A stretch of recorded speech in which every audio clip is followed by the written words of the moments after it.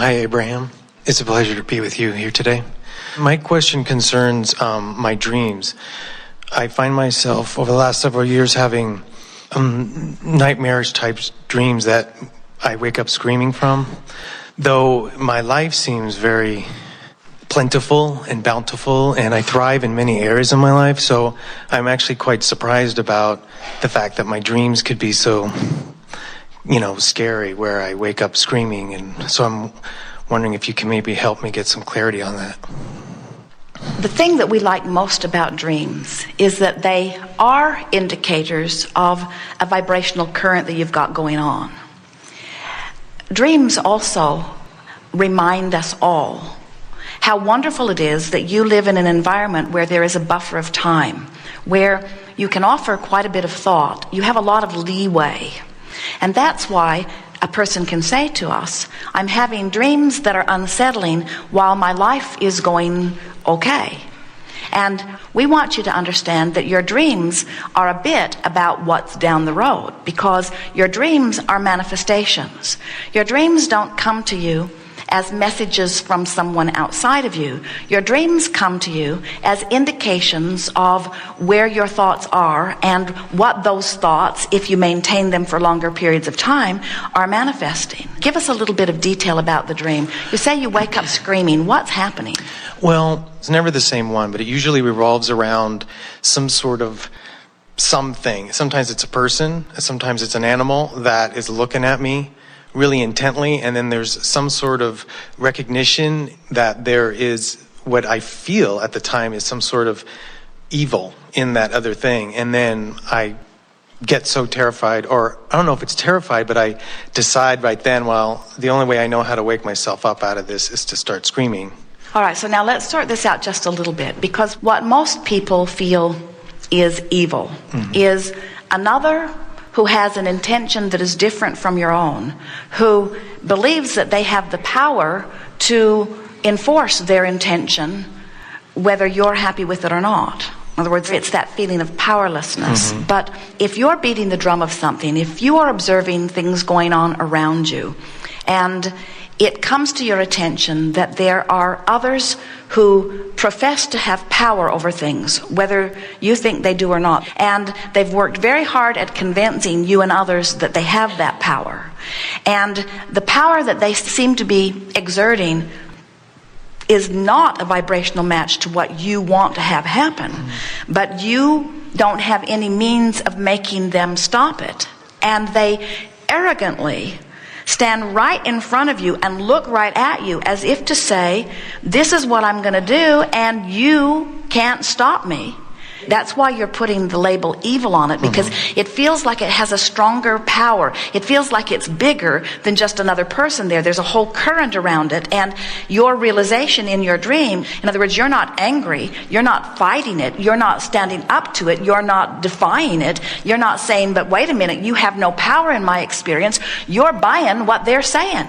In other words, they are so sure that in their clarity they are convincing you that you can't do anything about it. That's what that dream is about. And what we are talking about all day, every day in gatherings like this is that no one has any power in your experience. There is a stream that you all have access to, and your relationship to the stream is all you're doing. So we look forward to the dream that you will have not so far from now, where whoever that is, whatever it is, will stand there giving you that look that I have power, and I have power over you, and I'm going to do something that you would not choose, and you have no choice, and you'll just stand and giggle at it. You'll just sort of laugh and say, but wait a minute, I know about law of attraction, and I know about my vibrational attitude, and I know about the stream of well-being, and I know who I am in relationship to it, and I really don't have any connection with you, and my withdrawing my attention from you is going to disarm all of this so that you can be out there doing whatever you want to do, but it's not going to have anything to do with me, because I'm withdrawing my attention from you. And the reason I'm withdrawing my attention from you is because I got a real good look at you in my dream state, and I didn't like what I saw. And since I get it, that I create my dreams, then I'm going to uncreate you. I'm going to take you out of my dreams. I'm writing you out of the script. I'm replacing you with something more fun. I'm replacing you with something else. When you get it, that your dreams are written by you, then you can just write them the way you want them to be. It helps to understand that. Now, what we want you and everyone to understand is that everything is of your own making. That there are no good guys and bad guys. You are all good guys, standing in different places of defensiveness, which makes you call each other bad guys. And as you use what others are doing as your reason for resistance, all you manage to do, the whole bunch of you, is point upstream and have a miserable time and then blame each other for your life not going better.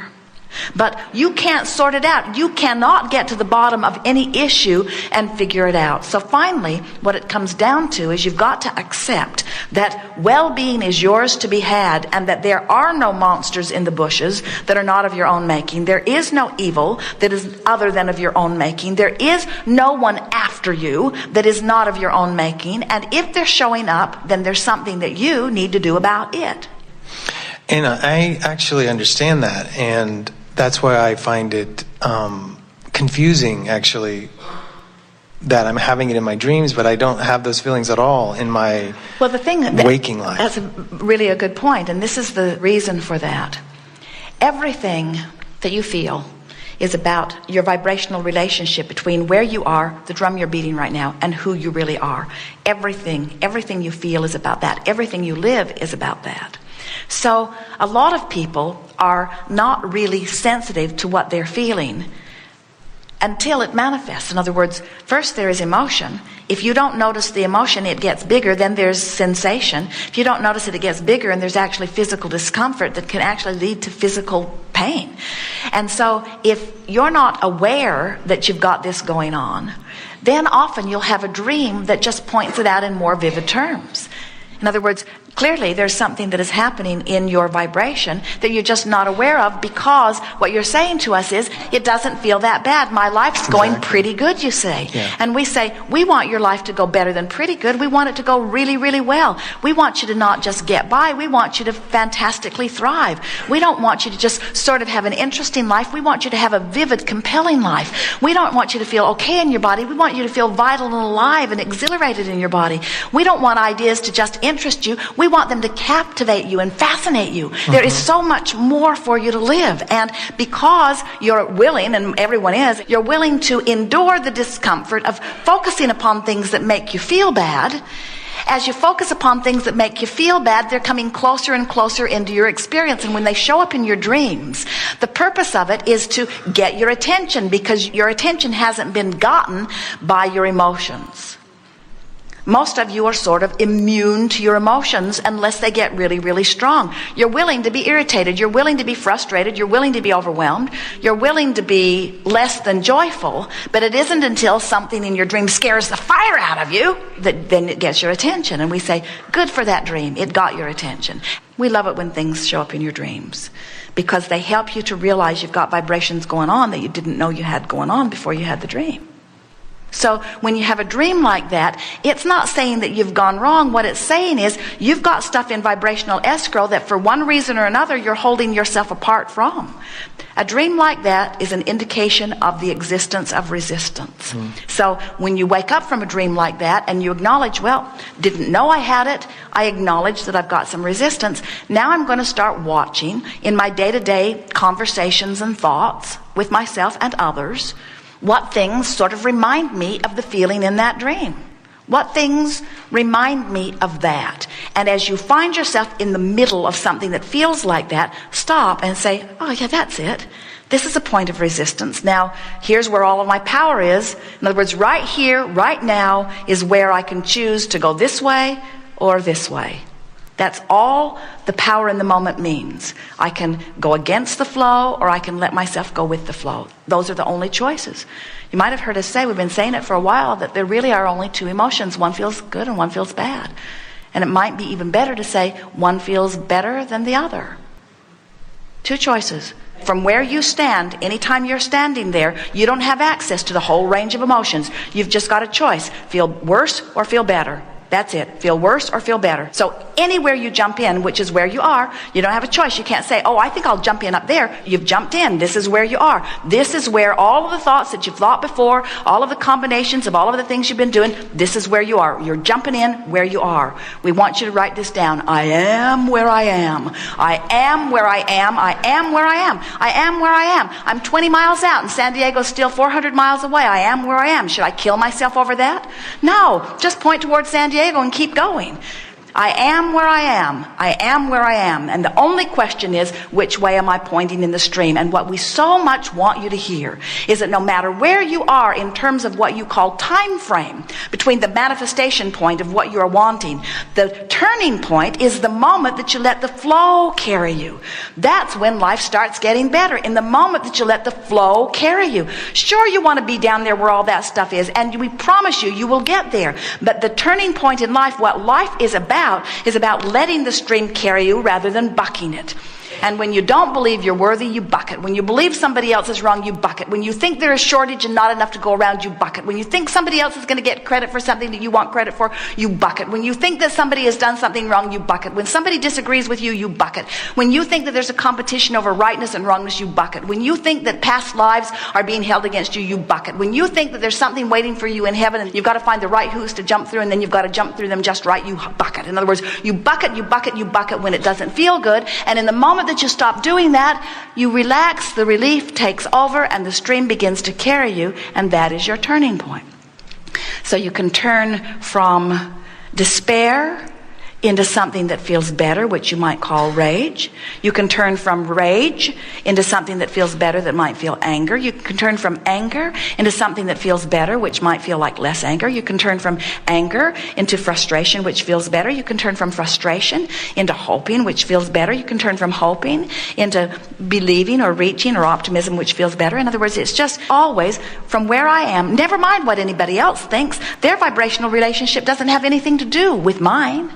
This is just me in the stream, just me in my canoe, me in the stream. What am I doing? What am I doing right now? What am I doing? What am I doing? What am I doing? I'm trying to prove myself. I'm trying to stand out above the crowd. I'm trying to make a difference. I'm trying to make it right. I'm trying to fix something that is broken. I'm trying to fix something that I should have done differently. I'm trying to take it back. Against the current, against the current, against the current, against the current. Or I'm just letting it go. I'm just accepting that I'm good. I'm just accepting that I'm doing the best that I knew how to do all along the way. I'm accepting that all of my power is now. I'm accepting that now is my turning point. I'm accepting that it's going to be all right. I'm accepting that well-being is eternal. I'm accepting that the stream is flowing. I'm accepting that I've been in the stream for a long time. I'm accepting that I love flowing with the stream. I'm accepting that the stream is flowing to the things that I want. I'm accepting that Source is calling me in the stream. I'm accepting that it always has. I'm accepting that I am good and always have been good. I'm accepting that everything's all right. I'm accepting that everyone's doing the best they know how to do. In other words, I'm just letting go of the struggle. And when I do, I let myself be what life has caused me to become. In the meantime, oh boy, does it feel good. Ah, the relief. You know the difference between being so thirsty that you just think you can't stand it, and so you just guzzle until there's relief, and then when you're not thirsty, you can be more discerning. So the turning point is anywhere that you will let yourself take it, you see. We love dreams. They are so full of information that you haven't been able to see before you had the dream. That's all they are. They're just exaggerators. They are enhancers. They are amplifiers. Your dreams are amplification of how you really feel. Thank you very much. Yes, indeed. It's always a pleasure.